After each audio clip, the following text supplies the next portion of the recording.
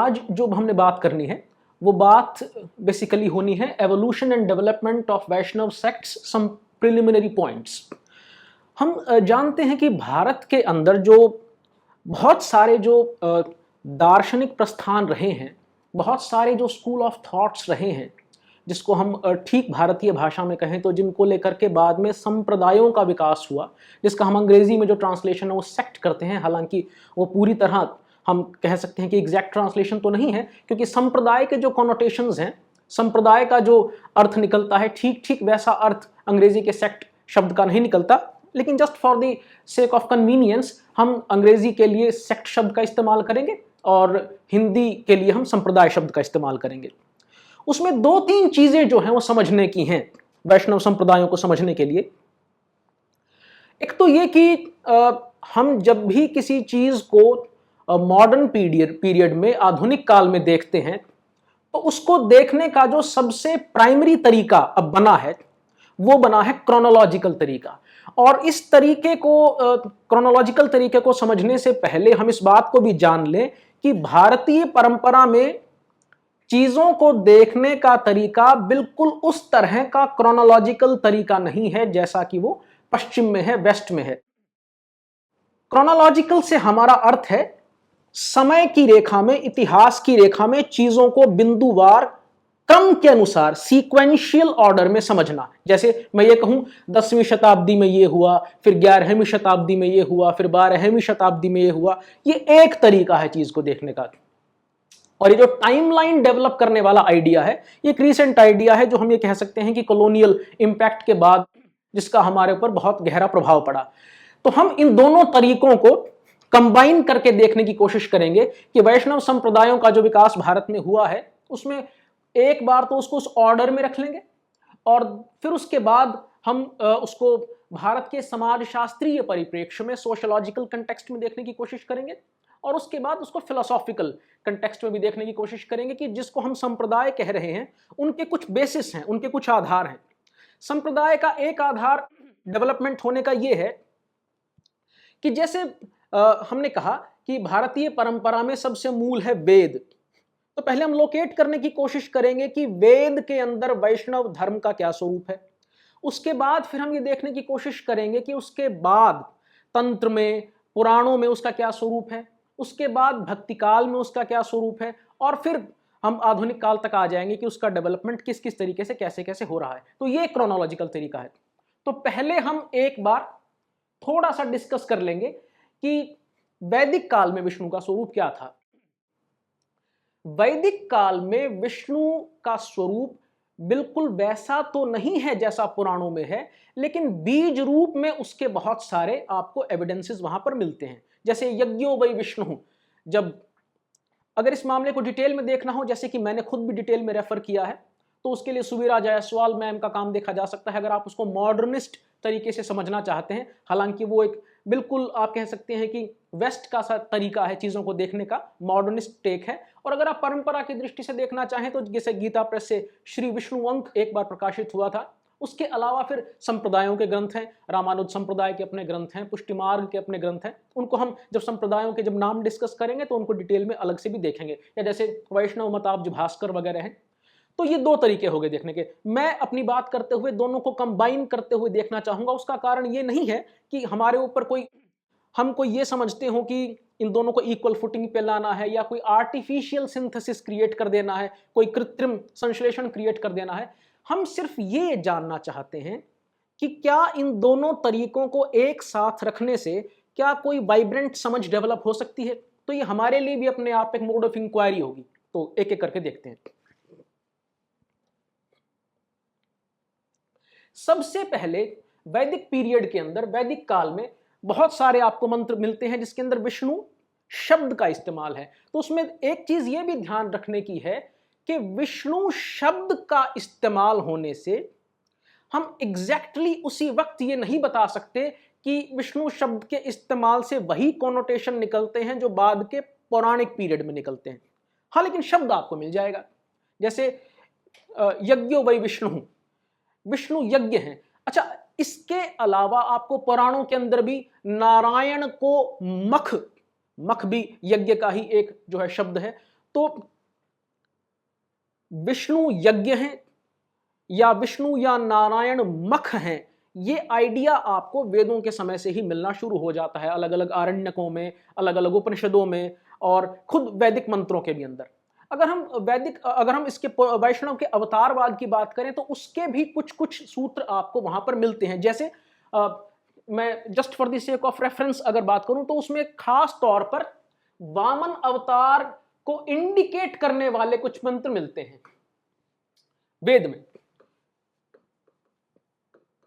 अब ये वामन अवतार का डिस्क्रिप्शन ठीक वैसा नहीं है जैसा पुराण के अंदर मिलता है, वो बहुत कोडेड है और उसका जो कोडेड फॉर्म है उसको अगर आप बहुत एक्सप्लिकेट करते हैं तो ही आपको समझ में आता है। अगर आप उसकी व्याख्या के भीतर उतरते हैं तो ही आपको पता चलता है कि ये पौराणिक अवतार की कुछ बात हो रही है। और हम ये भी जानते हैं कि सभी वेद के व्याख्याकार अवतार की एक्सप्लेनेशन को लेकर के एग्रीड नहीं है। खासतौर पर मॉडर्न पीरियड में ऋषि दयानंद ने जो कमेंट्री लिखी है, तो ऋषि दयानंद का जो भाष्य है, ऋषि दयानंद के भाष्य में अवतारवाद का उस तरह से समर्थन हमको नहीं मिलता जैसा कि दूसरी कमेंट्रीज में मिलता है। लेकिन फिर भी क्योंकि हम परंपरा की बात कर रहे हैं और उस परंपरा के अंदर कुछ कुछ आपको रेफरेंस मिलते हैं, तो वामन अवतार का एक रेफरेंस मिलता है क्योंकि उसमें एक बहुत कोडेड रेफरेंस है कि तीन पगों में आपने लोगों को माप लिया, इस तरह का वहां पर हिंट आपको मिल जाएगा।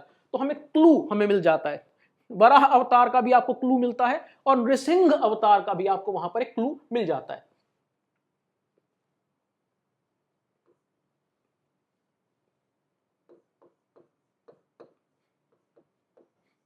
इसके अलावा भी आपको बहुत सारे क्लूज मिलते हैं, लेकिन ये क्लूज तो आपको डायरेक्ट मिल ही जाते हैं। वेद के अंदर विष्णु की पोजीशन सूर्य की पोजीशन के साथ घुली मिली हुई है, इसलिए द्वादश आदित्यों का और विष्णु का एक रिश्ता बनता है। तो द्वादश जो आदित्यों की जो कॉन्सेप्शन वैदिक पीरियड के अंदर है, द्वादश आदित्यों का जो कॉन्सेप्शन आपको वेद के अंदर मिलता है, उसी द्वादश आदित्यों के कॉन्सेप्शन के अंदर आपको एक विष्णु मिलते हैं। तो एक तरह से इसको लेकर के आप कह सकते हैं कि विद्वानों के अंदर एक बहुत बड़ी बहस रही है और उसको मैं ये कहूंगा कि वो अनकंक्लूडेड बहस है।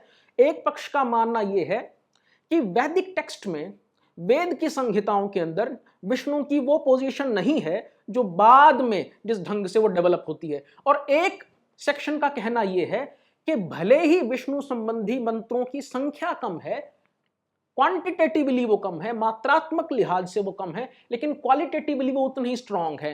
गुण के लिहाज से, इंपैक्ट के लिहाज से उनके अंदर कोई फर्क नहीं पड़ता। तो ये दो पक्ष हैं और वो मैं मानता हूं कि व्यक्तिगत रूप से एक अनसेटल्ड मामला है। तो इसको बहुत डिटेल में ना जाते हुए एक बार थोड़ा सा आगे बढ़ जाएं कि पुराणों के, वेदों के बाद जो पुराणों में जो विष्णु जी की जो पोजीशन बनती है वो कैसी बनती है। 3-4 नामों को एक बार डिस्कस कर लें। भारत में वैष्णव धर्म का जो विकास हुआ है उसमें 3-4 कोड नेम्स हैं जो आगे चल करके एक ही अवधारणा में तब्दील हो जाते हैं, एक ही कंसेप्शन में तब्दील हो जाते हैं। वो कौन कौन से शब्द हैं? एक शब्द है नारायण, जो बाद में चल करके विष्णु तत्व के साथ घुल मिल जाएगा। एक शब्द है विष्णु स्वयं ही, और फिर एक शब्द है वासुदेव।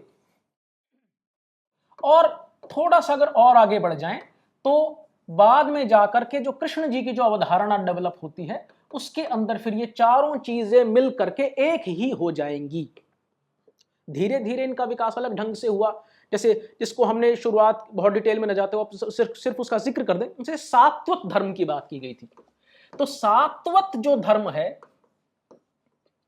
सात्वत धर्म के बारे में जो इसकी जो एटिमोलॉजिकल जो डिस्क्रिप्शंस हैं, यानी कि इसके शब्द की व्युत्पत्ति में जाने की जो बात है, तो शब्द की व्युत्पत्ति में जब आप जाएंगे तो ये कहा जाएगा कि जी देखिए, सात्वत का अर्थ है सत्ववत, जिनकी प्रवृत्तियां, जिनकी टेंडेंसीज सत्व के जैसी हैं, वो सात्वत लोग हैं। तो विष्णु के जो मानने वाले जो लोग रहे हैं, वैष्णव धर्म के मानने वाले जो लोग रहे हैं, इस शब्द से वो इसलिए भी अपने आप को एसोसिएट करते हैं क्योंकि शुरुआत में यज्ञों के एक हिस्से में जो हिंसा का कुछ कॉन्सेप्शन धीरे धीरे प्रवेश कर रहा था और जिसको रेजिस्ट करने के लिए बौद्ध और जैन परंपरा की तरफ से रेजिस्टेंस आया, प्रतिरोध आया। वैष्णव पंडितों के एक हिस्से का मानना यह है कि वो विचार पहले ही वैष्णव धर्म में आ चुका था। खासतौर पर पंडित बलदेव उपाध्याय जी इस बात को बहुत जोर दे करके कहते हैं कि अहिंसा का विचार जैन और बौद्धों से पहले वैष्णव धर्म के भीतर आ चुका था। हालांकि हिस्टोरिकली ये बात कितनी ठीक है, इसको बहुत गहराई से स्क्रूटिनाइज करने की, बहुत धीरे धीरे विश्लेषित करने की आवश्यकता है। लेकिन एक क्लू के रूप में हम इस बात को समझ सकते हैं कि जो सातवतों वाला जो मामला है उससे वहां से हमको कुछ हिंट मिल जाएगा कि वैष्णव धर्म के अंदर कुछ टेंडेंसीज ऐसी थी जो बाकी परंपराओं से उनको अलग करती थी। और अगर हम आज भी देखें तो अगर नॉर्मल लाइफ में किसी वैष्णव को पहचानना हो, अगर वो उस वक्त पूजा में नहीं बैठा है, तो हम उसके आहार विवेक से उसको पहचानते हैं कि किस तरह की चीजों का खाने में सेवन करता है। तो हम रिकॉग्नाइज करते हैं कि ये वैष्णव व्यक्ति है। और हम जानते हैं कि उसका प्रभाव इतना हुआ है कि पूरे उत्तर भारत के अंदर भोजनालयों के नामों पर लिखा जाने लगा है वैष्णव भोजनालय, वैष्णव ढाबा। तो वैष्णव ढाबा का अर्थ है कि आपको वहां पर एक खास तरह का भोजन मिलेगा जो आपके धर्म के अनुकूल है। विष्णु के लिए जो एटिमोलॉजिकल जो डिस्क्रिप्शन आमतौर पर दिया गया, वो दिया गया विश्वरी व्याप्तौ का। इसको आमतौर पर सभी लोगों ने माना और इसकी हालांकि अलग अलग व्याख्याएं की गई। व्याप्ति के अर्थ में जो व्याप्त है, व्याप्त का अर्थ एक तो एक्सटेंशन के अर्थ में लिया जा सकता है, जैसे मैं ये कहूं इस कमरे के अंदर हवा व्याप्त है, एक तो ये व्याप्ति होती है। और उस व्याप्ति का रिश्ता फिर कुछ कुछ गति से भी जुड़ता है, डायनामिज्म से भी जुड़ता है। कोई चीज व्याप्त तभी हो सकती है जब उसके अंदर एक गति हो, अदरवाइज कोई चीज एक पॉइंट से दूसरे पॉइंट तक व्याप्त कैसे होगी। तो जो व्याख्याएं इसकी की गई विष्णु शब्द की, उनकी व्याख्याओं में अलग अलग जो विद्वानों ने व्याख्या की, तो एक व्याख्या तो व्याप्ति के अर्थ में थी, एक व्याख्या गति के अर्थ में थी। लेकिन हम देख सकते हैं कि वो व्याख्याएं दोनों एसोसिएटेड हैं, क्योंकि व्याप्ति और गति बहुत क्लोजली कनेक्टेड चीजें हैं। और गति हम जानते हैं कि जो मॉडर्न जो साइंस के अंदर जो मोशन का पूरा कॉन्सेप्ट है कि टाइम के अंदर आपका कुछ चेंज आता है आपकी पोजीशन के अंदर। तो आपकी पोजीशन में चेंज तो तभी आएगा जब आप एक बिंदु से दूसरे बिंदु तक व्याप जाएंगे। खैर, तो एक विष्णु का ये कॉन्सेप्ट। फिर धीरे धीरे पौराणिक काल में जब वासुदेव और कृष्ण की अवधारणाएं आईं तो बहुत घुल मिल गए ये चारों, और हम ये कह सकते हैं कि एक तरह से ये सारी की सारी चीजें वैष्णव धर्म के अंदर अंतर्भुक्त हो गई।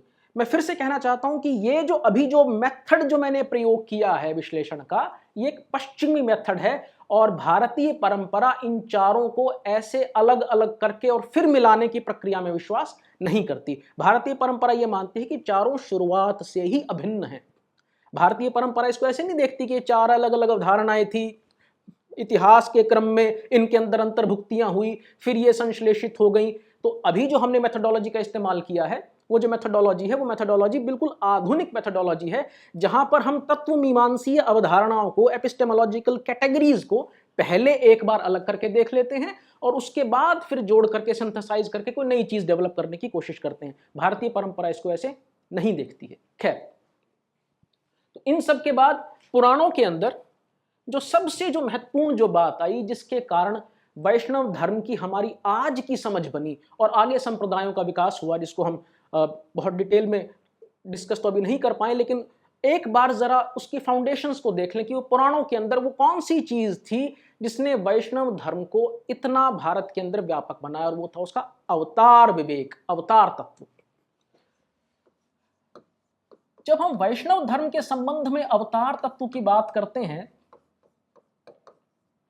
तो इसका अर्थ ये नहीं है कि बाकी देवताओं के अंदर अवतार तत्व नहीं है, लेकिन इस बात को कहने में मुझे लगता है कि शायद कोई गुरेज नहीं होना चाहिए कि वैष्णव धर्म के अंदर अवतार तत्व जितने कॉम्प्रिहेंसिव तरीके से आया, जितने सुसंगत तरीके से, जितने कंसिस्टेंट तरीके से आया, उतने कंसिस्टेंट, उतने सुसंगत और सुसंबद्ध तरीके से दूसरी परंपराओं के अंदर अवतार तत्व नहीं आया। यही कारण है कि आपको दशावतार के मंदिर भारत के अंदर मिलते हैं।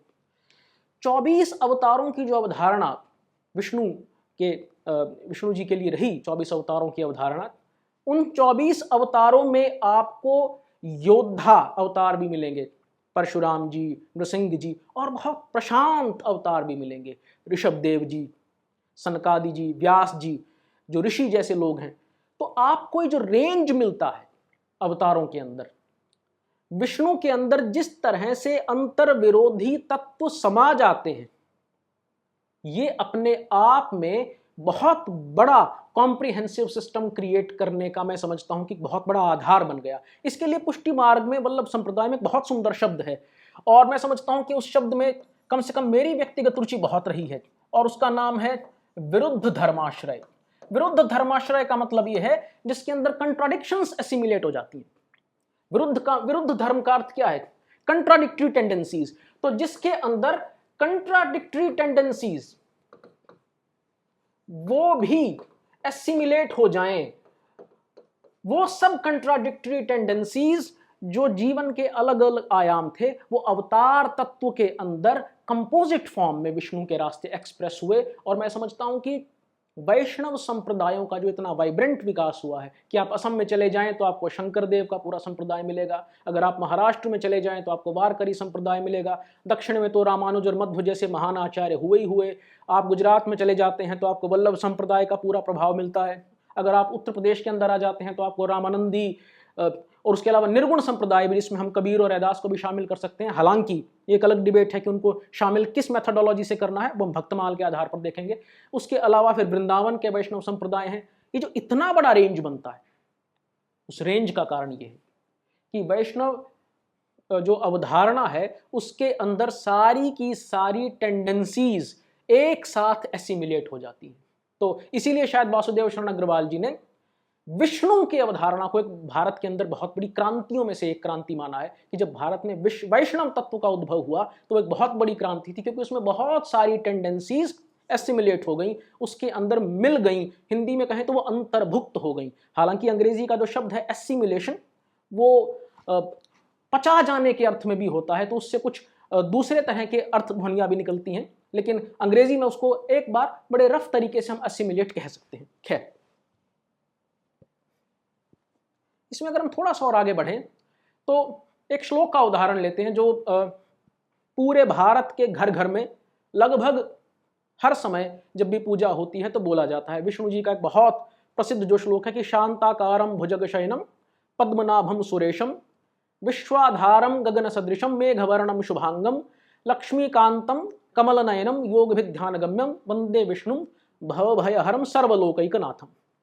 इसके अगर हम पहले ही फ्रेज को उठा लें शांताकारम, तो मुझे लगता है कि पूरे के पूरे जो वैष्णव सिस्टम की एक टेंडेंसी जो है वो आपको दिख जाती है कि यहां पर घोर रूप होते हुए भी घोर रूपों की सेंट्रलिटी नहीं है, घोर रूप यहां केंद्र में नहीं है। आप इसको ऐसे देख सकते हैं, अगर एक मिनट के लिए अगर हम कंट्रास्ट खड़ा करके देखना चाहें तो उत्तर भारत के अंदर हमारे पास दो बड़े केंद्र हैं भक्ति के, काशी और वृंदावन। काशी के अंदर मृत्यु तत्व प्रधान है। आप काशी में काशी में जो मणिकर्णिका है आप उसकी कल्पना वृंदावन में नहीं कर सकते। मणिकर्णिका केवल काशी में ही हो सकती है, क्योंकि मृत्यु का जो सेलिब्रेशन है वो काशी में हुआ है। और आप देख सकते हैं कि काशी की होली का जो स्वरूप है, शिव जी के गणों के रूप में जो नृत्य की जो अवधारणा है, तो वहां पर घोर तत्व का भी सेलिब्रेशन है। जीवन में तो घोर तत्व भी है, लेकिन वैष्णवता ने जिस ढंग से इवॉल्व किया है वहां पर जीवन के शांत और मधुर रस की प्रतिष्ठा हुई है।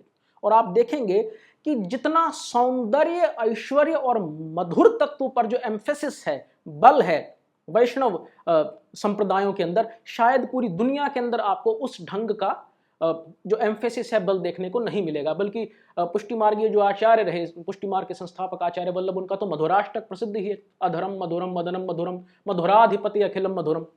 तो उसका तो सभी कुछ मधुर है।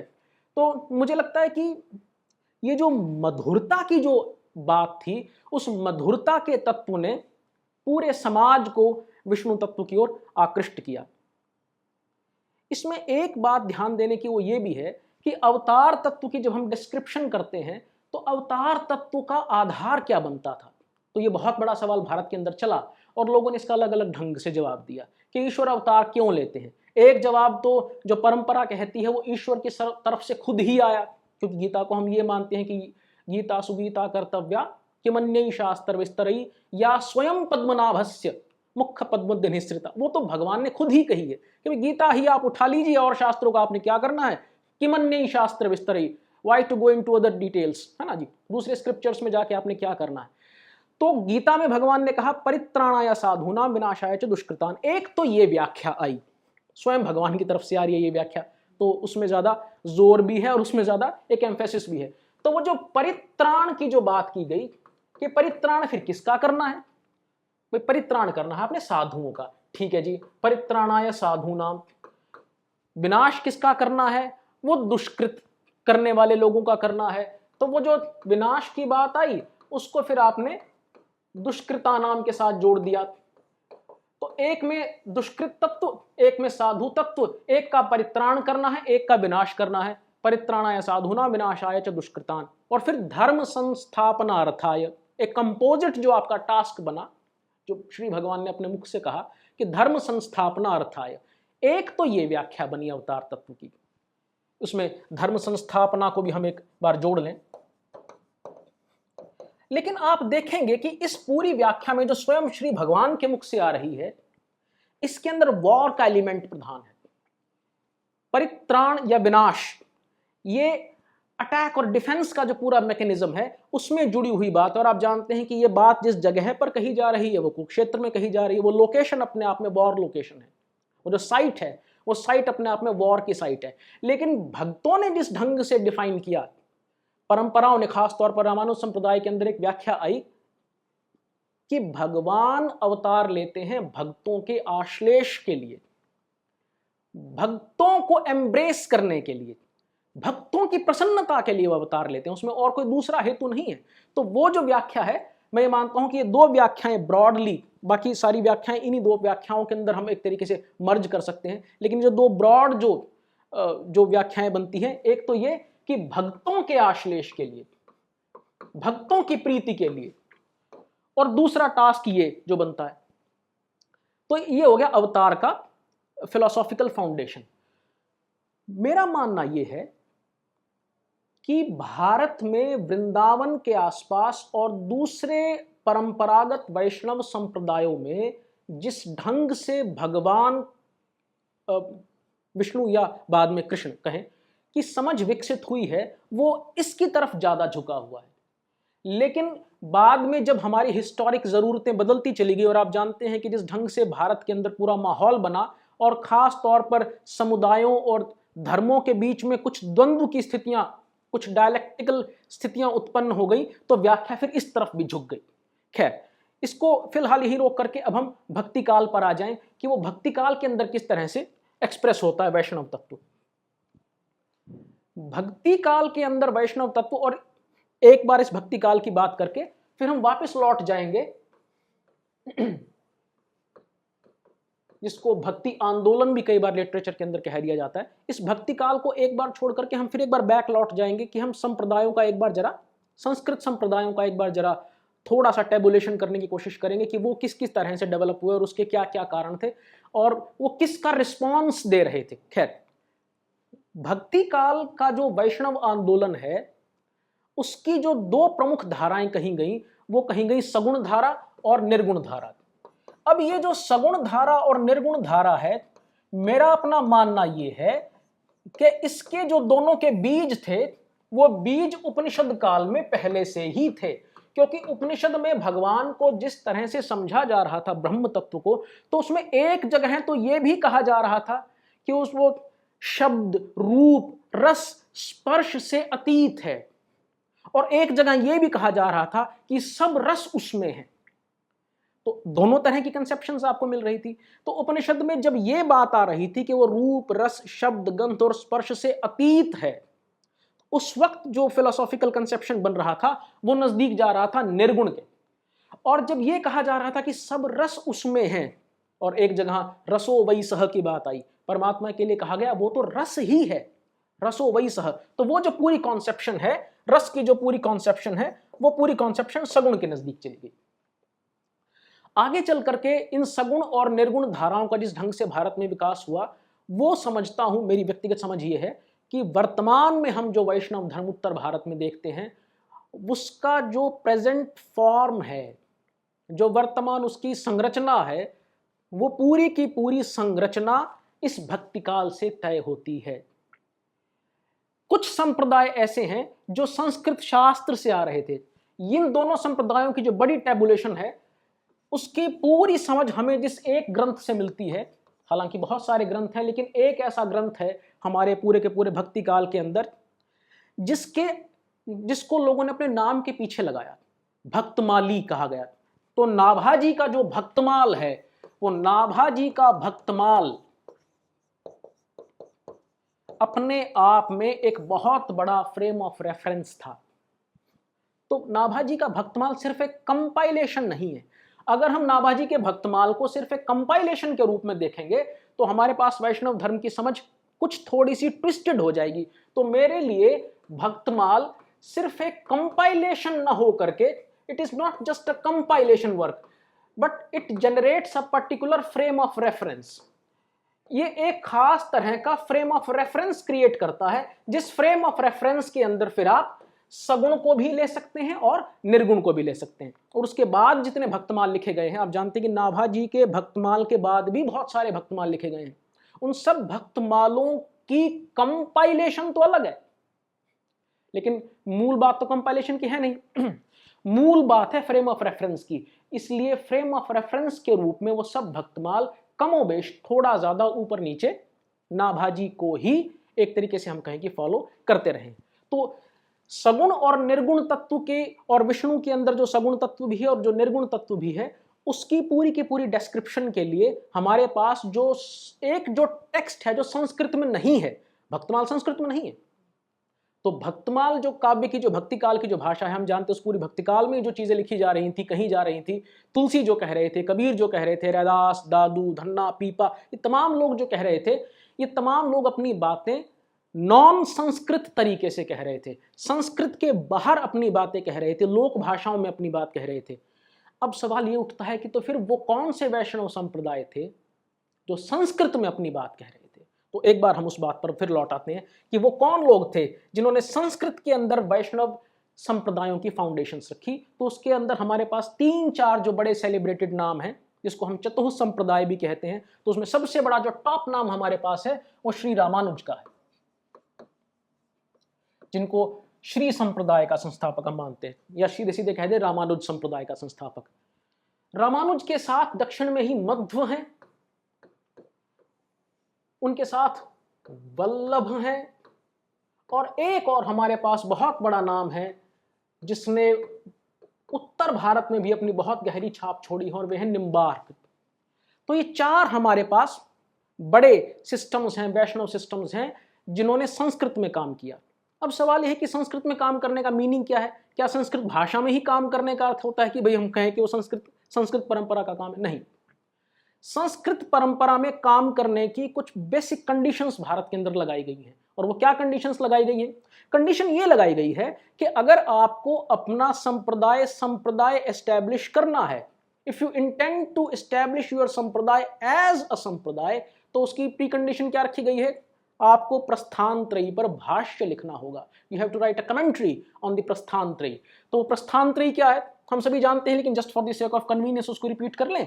उसमें गीता है, उसमें उपनिषद है, और उसमें सबसे महत्वपूर्ण जो फिलोसॉफिकल टेक्स्ट है भारत का, ब्रह्म सूत्र यानी कि वेदांत दर्शन है। तो आप अगर इन पर अगर आप कमेंट्री लिख सकते हैं, अगर आप इन पर भाष्य लिख सकते हैं, तो आपके संप्रदाय को संप्रदाय माना जाएगा। तो सबसे पहले रामानुज ने जो भाष्य लिखा, और उसके अंदर जो दार्शनिक, क्योंकि हमने शुरुआत में 3 बातें की थी, एक तो क्रोनोलॉजिकल बात, जिसको हम एक तरीके से कहें कि अब तक की बातचीत में मोटा मोटा उस लाइन को पकड़कर चल रहे हैं। बीच में एक सोशियोलॉजिकल बात की थी, वो थोड़ी सी उलझी हुई बात है, उसको बाद में करेंगे, कि वैष्णव धर्म के पॉपुलर होने का क्या कोई समाजशास्त्रीय कारण भी है? वो बहुत एक जरूरी कारण है, और उसको हम जरूर डिस्कस करेंगे कि वो सोशियोलॉजिकल कारण क्या है। और तीसरा फिलोसॉफिकल, उसके लिए ये ज्यादा जरूरी है बातचीत करनी। रामानुज के दर्शन को हमने विशिष्टाद्वैत कहा, मध्व के दर्शन को हमने द्वैत कहा, वल्लभ ने जिस ढंग से अपने दर्शन को रिप्रेजेंट किया, उन्होंने जो नाम दिया शुद्धाद्वैत, और निम्बार्क ने अपने दर्शन को कहा द्वैताद्वैत। इनकी बहुत बारीक जो फिलोसॉफिकल इंप्लीकेशंस हैं, उसमें अभी शायद हम डिटेल में न जा पाए, लेकिन फिर भी एक बार हिंट के लिए समझ लें, ताकि हमको ये जो नाचते हुए से शब्द लग सकते हैं, एक जैसे से तैरते हुए शब्द लग सकते हैं, विशिष्टाद्वैत, द्वैताद्वैत, द्वैत या शुद्धाद्वैत, ऐसा लगता है जैसे बाहर के व्यक्ति के लिए, जो वैष्णव परंपराओं से बाहर का व्यक्ति, उसको लग सकता है कि क्या डिस्टिंक्शंस हैं इनमें, क्या कोई फर्क भी है। इसके 2-3 कारण आप समझिएगा। एक तो ये कि भारत में आचार्य शंकर ने जो अद्वैत का दर्शन दिया था, उस अद्वैत दर्शन की लाइन पर वैष्णव दर्शन विकसित हो पाना कठिन था।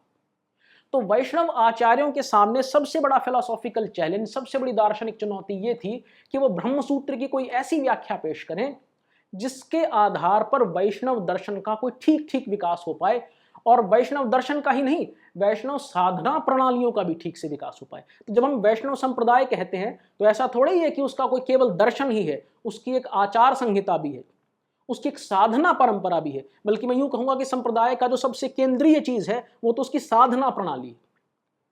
फिर उसके बाद उसके संप्रदाय के मानने वालों के लिए एक पूरी आचार संहिता है कि आपको उसमें जो है पूरा का पूरा कंडक्ट कैसे करना है। और बाहर के संप्रदायों से जब वो एंगेज होते हैं फिलोसॉफिकली, जब वो दार्शनिक संवाद में उतरते हैं, तो उसके लिए उनको तैयार करने पड़ते हैं अपने फिलोसॉफिकल सिस्टम, जिसके लिए ये कंडीशन हमने भारत में लगाई गई।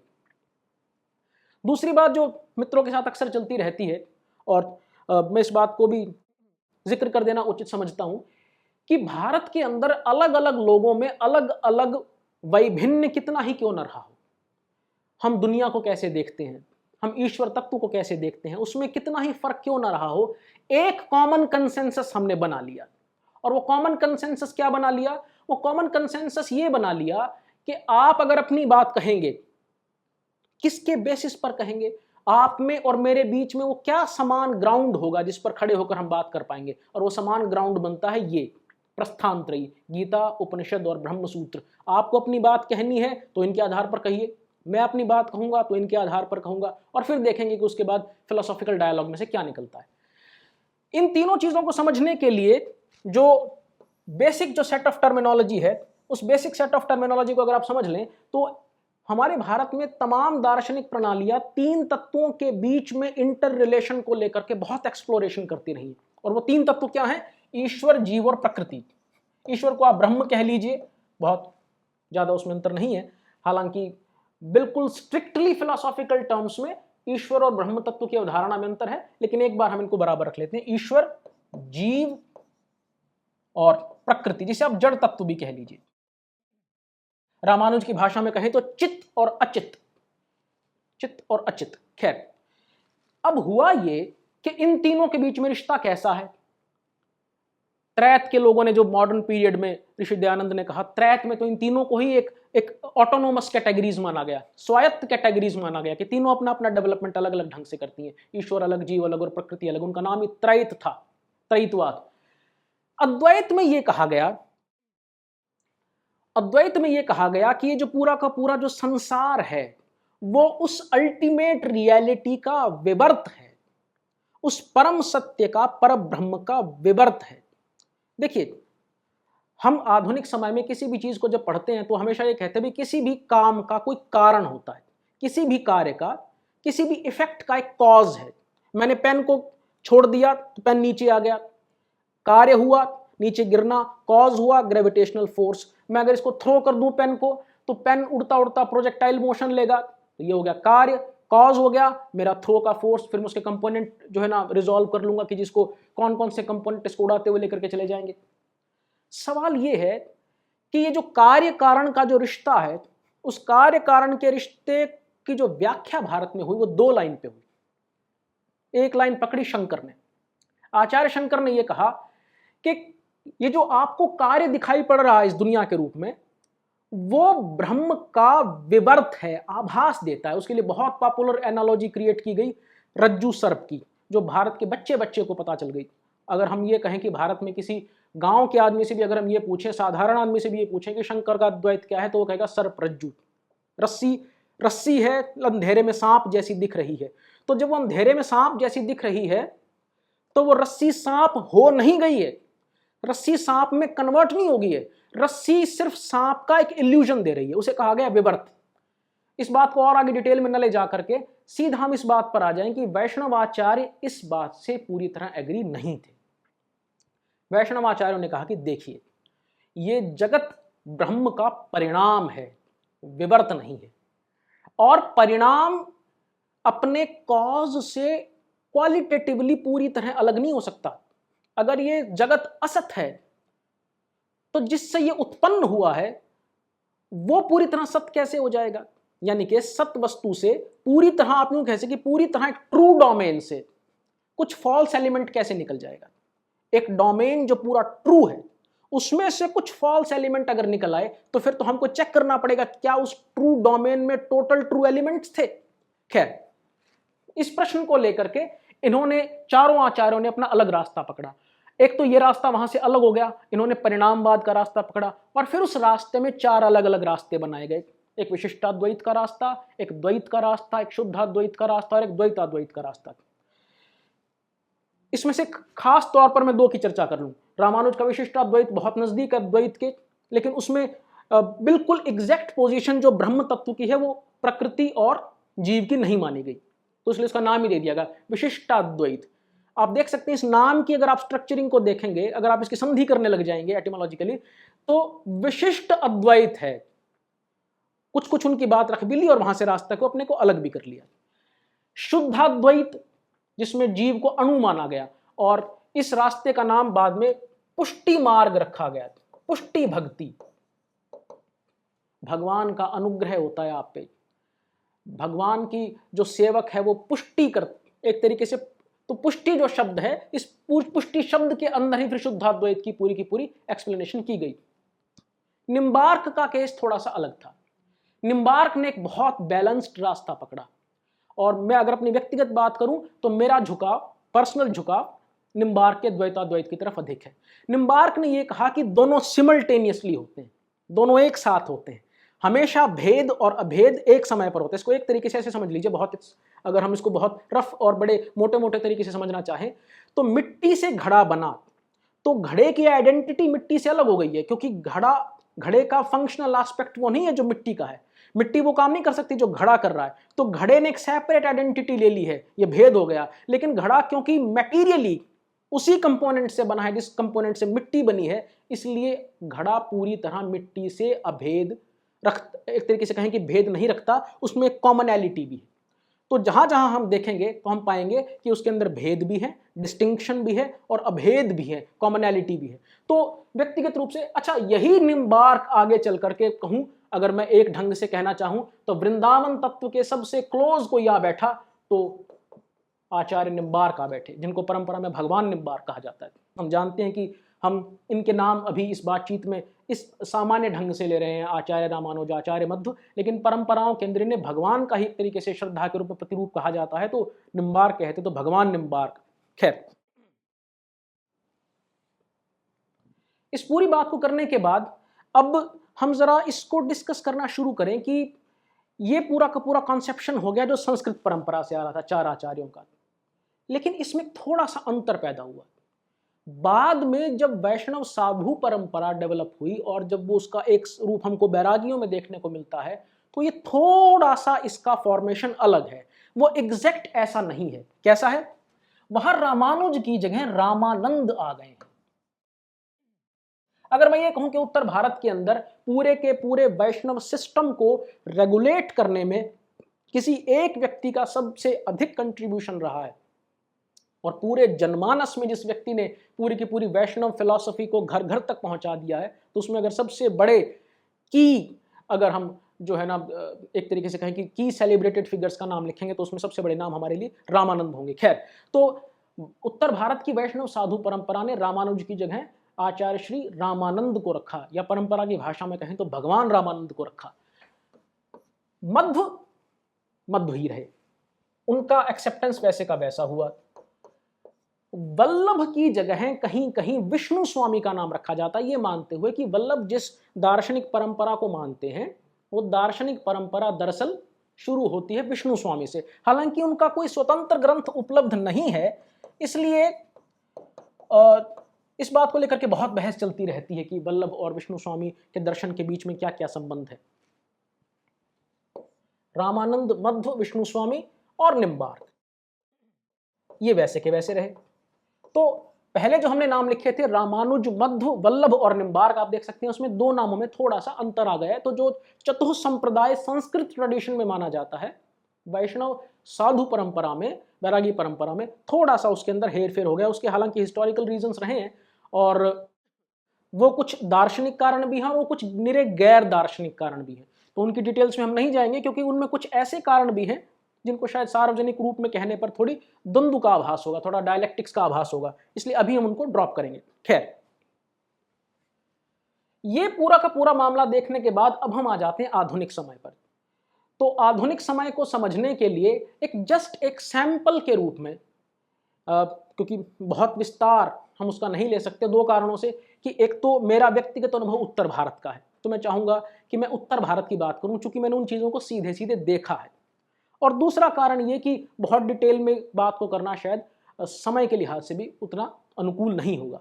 तो वृंदावन में अगर हम देखेंगे, इन सब संप्रदायों की जो हमने बात की है उसमें कुछ संप्रदायों की चर्चा भी नहीं आ पाई है जो वैष्णवता के लिहाज से बाद में बहुत ही महत्वपूर्ण संप्रदाय बनकर विकसित हुए और जिनके आधार पर आज के वृंदावन की संरचना तय होती है। और वो तीन बड़े नाम हैं, बल्कि उनमें से दो बड़े नाम जिन्होंने संप्रदाय आरंभ किए, तीसरा जो बड़ा नाम है उन्होंने संप्रदाय कोई नहीं चलाया, लेकिन उनका व्यक्तित्व और कद इतना बड़ा है तो उनके नाम का जिक्र करना मैं जरूरी समझता हूं। वो तीन नाम है श्री हरिदास,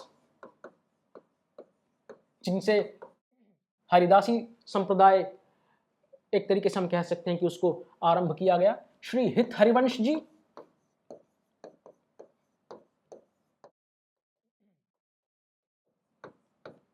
और तीसरे श्री हरिराम जी व्यास।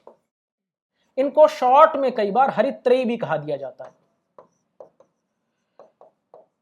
ये तो हो वृंदावन का मामला।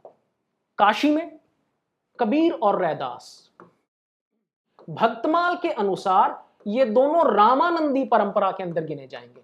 हालांकि जो आधुनिक स्कॉलरशिप है हिंदी साहित्य की और खासतौर पर अंग्रेजी स्कॉलर्स की, उनमें लेकर के भी इस बात को बहुत डिबेट चल पड़ी है कि हम इन्हें रामानंदी संप्रदाय के भीतर माने या न माने। लेकिन क्योंकि मैं व्यक्तिगत रूप से भक्तमाल के फ्रेम ऑफ रेफरेंस को बहुत अप्रोप्रिएट समझता हूं, इसलिए मेरी अपनी व्यक्तिगत पोजीशन ये है कि इन्हें रामानंदी परंपरा के भीतर ही देखा जाना चाहिए। बहुत लोगों का कहना यह है कि क्योंकि रामानंदी परंपरा मूलतः एक सगुण परंपरा है तो कैसे हम इसमें निर्गुण को, तो उसके लिए मैं फिर से वही बात कहना चाहूंगा जो हमने थोड़ी देर पहले डिस्कस की थी।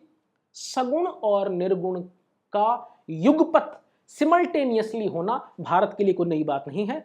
उपनिषदों के अंदर भी और पुराणों के अंदर भी बार बार ये बात कही जाती रही है कि परमात्मा अनिर्वचनीय है और उसके बाद फिर हम उनका श्रृंगार करके उनका आराधन भी करते हैं।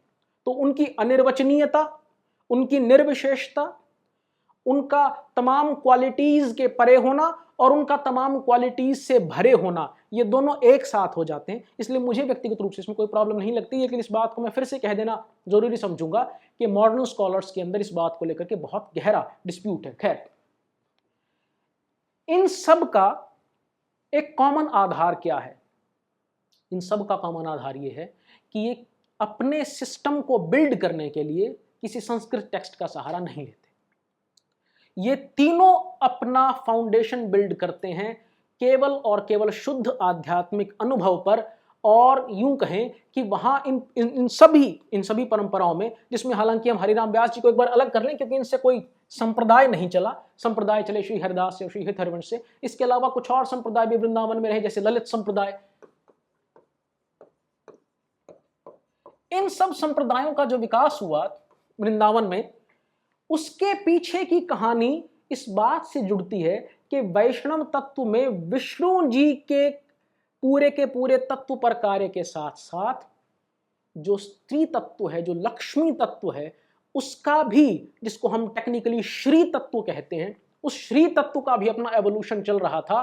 और वह श्री तत्व का एवोल्यूशन तंत्र के साथ अंतर क्रिया करता हुआ श्री राधा तत्व के रूप में विकसित हुआ, जिस पर पंडित बलदेव उपाध्याय जी का एक बहुत सुंदर और मैं एक तरीके से कह सकता हूं कि सबसे विशाल कार्य अभी तक उन्हीं का है, भारतीय वांग्मय में श्री राधा। तो बहुत डिटेल के लिए उसको देखना चाहिए। तो वृंदावन में जो डेवलपमेंट हुआ वैष्णव तत्व का, उसमें हम एक तरीके से कह सकते हैं कि विष्णु तत्व का जो एवोल्यूशन हो रहा था कृष्ण तत्व के रूप में आगे चल करके, और उनके साथ लक्ष्मी तत्व का जो एवोल्यूशन हुआ कृष्ण तत्व के साथ एक रुक्मिणी तत्व भी है, और उसके बाद जो श्री राधा के रूप में जो डेवलपमेंट हुआ उसका स्वरूप आपको वृंदावन में देखने को मिलता है। अब इसमें दो चीजें जो आखिर में, क्योंकि बहुत डिटेल हो गई अभी के लिए, एक बार हम जरा इसको शॉर्ट में दो चीजों को एक बार और ध्यान में ले लें। वो ये जो मेरी अपनी पर्सनल ऑब्जर्वेशंस हैं, और सीधे सीधे विष्णु जी की पूजा भारत में अब आकार बदल के कृष्ण की पूजा के रूप में स्टैब्लिश हो गई है। यूं कहें कि कुछ कुछ रामानुज संप्रदाय, बहुत कुछ रामानुज संप्रदाय, एक तरीके से कहें कि विष्णु लक्ष्मी नारायण जी की जो आराधना प्योरेस्ट फॉर्म में जो बची है एज सच, तो वो अगर अभी बची है तो रामानुज संप्रदाय में बची है।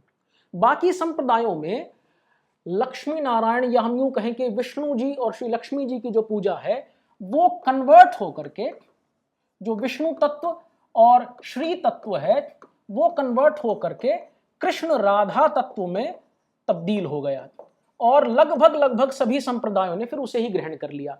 यानी कि इसके अंदर, इस पूरी की पूरी डिस्कशन के अंदर भी गौड़ीय संप्रदाय रह गया है, और वो क्योंकि हम उसकी चर्चा के बिना तो किसी वैष्णवता की बात को पूरा कर ही नहीं सकते। चैतन्य ने जिसको एक तरीके से कहें कि जिनको आरंभ किया, ये जो हमने चार नाम अभी लिखे थे, द्वैत, द्वैताद्वैत, शुद्धाद्वैत, विशिष्टाद्वैत, इसी परंपरा में चैतन्य का जो सिद्धांत आया वो आया अचिंत्य भेदाभेदवाद। अचिंत्य भेदाभेद अचिंत्य भेदाभेद का मतलब है कि ये भेद और अभेद के बारे में आप कोई बहुत कंटेम्पलेशन के द्वारा, विचारणा के द्वारा किसी बहुत निष्कर्ष तक नहीं पहुंच सकते, और वो कोई इस ढंग का प्रश्न भी नहीं है कि जिस पर आप सिर्फ रीजनिंग, फाइन रीजनिंग के द्वारा कोई कंक्लूजन पर पहुंच जाएं। तो उन्होंने अचिंत्य भेदाभेदवाद का दर्शन दिया, और मजे की बात ये रही कि उस संप्रदाय में आरंभ में ब्रह्म सूत्र पर कोई अलग से भाष्य नहीं लिखा गया। यानी कि वो जो कंडीशन हमने डिस्कस की थी कि अपने संप्रदाय को स्थापित करने के लिए आपको एक भाष्य लिखना है, वो भाष्य उस संप्रदाय के अंदर नहीं लिखा गया, वो बाद में लिखा गया गोविंद भाष्य जाकर के। कुछ ऐतिहासिक परिस्थितियां ऐसी बनी कि चैतन्य संप्रदाय के लोगों को भी भाष्य लिखना पड़ा, लेकिन शुरुआत में चैतन्य ने कहा कि भागवत ही ब्रह्म सूत्र का सहज भाष्य है, इसलिए कोई सेपरेट कमेंट्री लिखने की आवश्यकता नहीं है। इसी संप्रदाय को हम एक तरीके से कह सकते हैं श्रेय है कृष्ण राधा तत्व को केंद्र में ले आने का।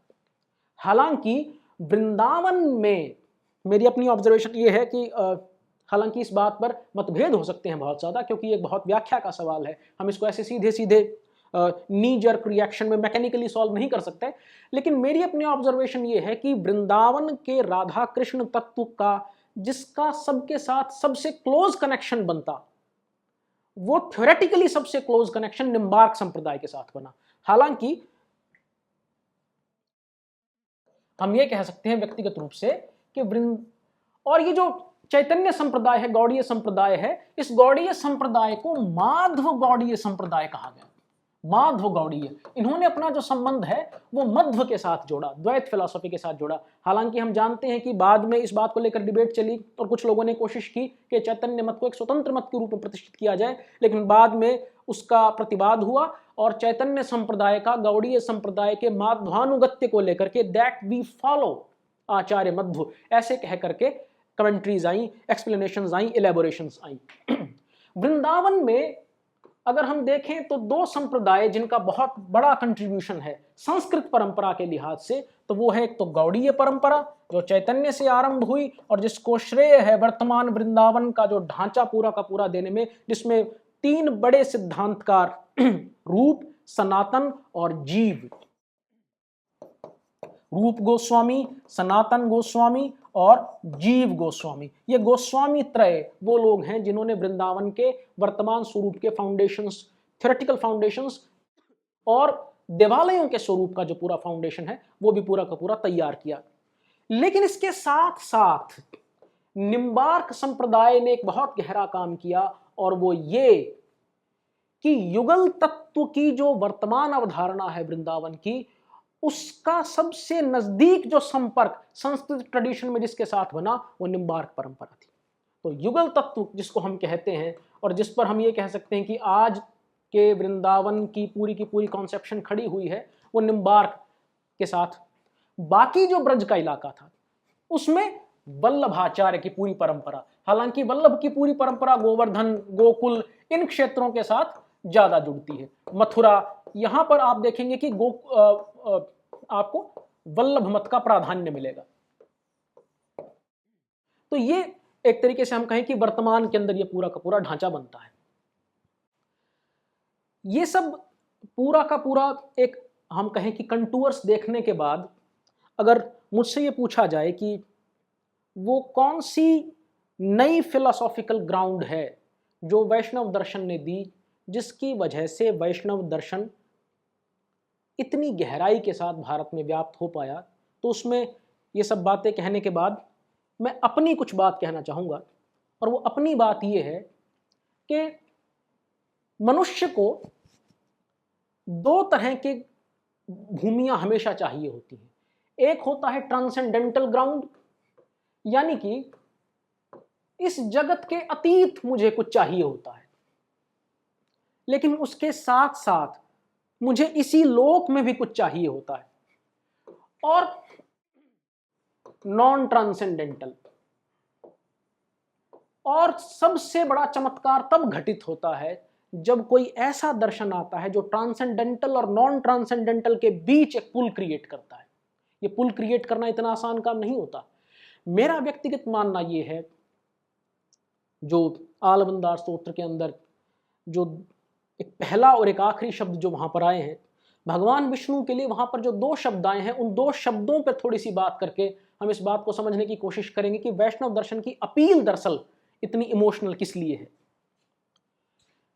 दो शब्द आए हैं भगवान के लिए, एक शब्द आया है वशी और एक शब्द आया है कृतज्ञ।